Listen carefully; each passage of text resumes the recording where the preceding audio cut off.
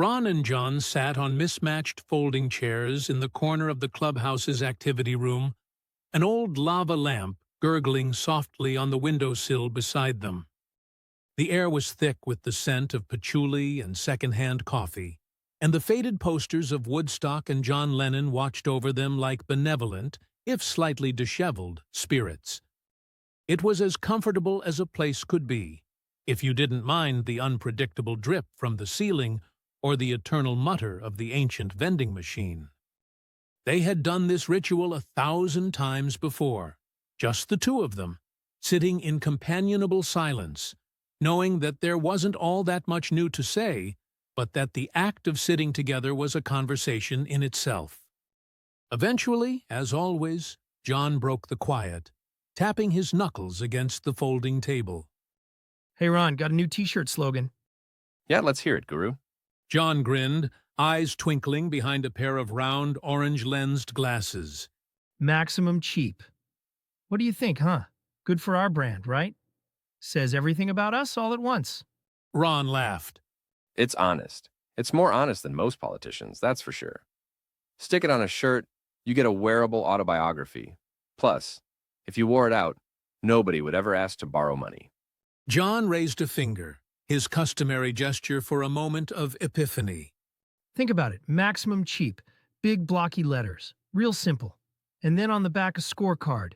Thrift store, free samples, borrowed from John. The trifecta of frugality. Ron snorted. Maybe a little slogan under the pocket. Premium is for capitalists. That'll get us invited to all the right parties. The ancient t-shirt press sat in the corner. More dust than machine at this point, flanked by battered ink bottles and creased packages of iron-on transfers bought on a whim late at night, courtesy of John's Megatank printer and an Amazon gift card won in a trivia contest. The t-shirts themselves, donated, lovingly worn, sometimes with ghosts of logos and stains that refused to fade, came from the Mental Health Clubhouse's Take What You Need bin. Problem isn't thinking up new ideas, Ron said, leaning back with a contented sigh. It's finding the ultimate, perfect, universal image or phrase, something that makes people laugh, or makes them think, or just makes them happy for a second. Or makes us $5 on Etsy. Ron grinned. Don't forget eBay. They say every old thing finds a new sucker.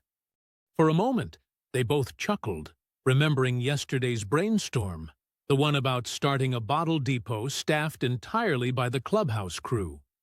Their shirts would read, "Our business is picking up."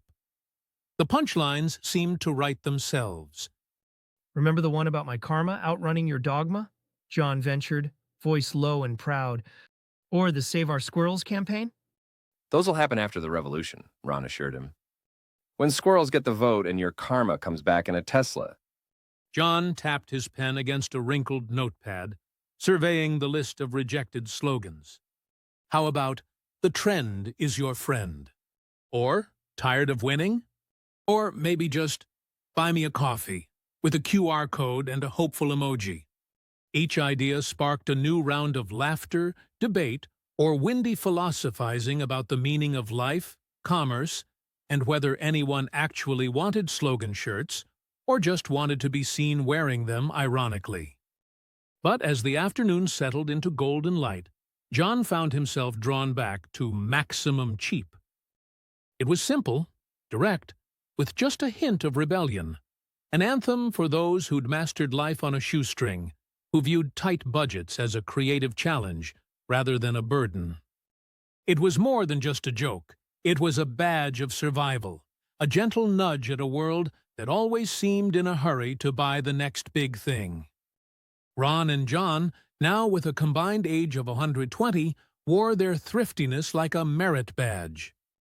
They had outlived trends, outlasted fads, and discovered that happiness often found its way in through the back door, usually carrying a discount coffee and a box of unwanted t-shirts. They went to work, loading the faded, rumpled shirts into the press and carefully transferring John's chosen slogan, capital letters, hand-drawn in thick marker font, "Maximum Cheap."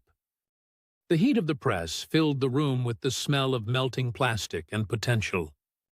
When the timer dinged, Ron peeled back the transfer, revealing the bright, blocky phrase blazing across the chest of a tie-dye tee that had seen at least 2 previous revolutions. They admired their handiwork in mutual silence. Finally, John gave an approving nod. Maximum cheap. Ron said, pulling the shirt on over his flannel. Feels kind of like a superpower. John grinned. Cheaper than therapy, anyway. The afternoon wore on, ideas flowing more freely with each coffee refill. Our business is picking up. My karma ran over your dogma. Support your local squirrels. Tired of winning? Buy me a coffee. The shirts piled up, each one a tiny monument to their friendship, to resilience, to the joy of finding just the right words to express all the ways they'd made peace with a world that never stopped changing. They would probably never find the ultimate, perfect, universal slogan. But as Ron and John sat back, admiring their handiwork and sharing a satisfied silence, it didn't matter. The point was to keep dreaming and to keep pressing on, one shirt at a time.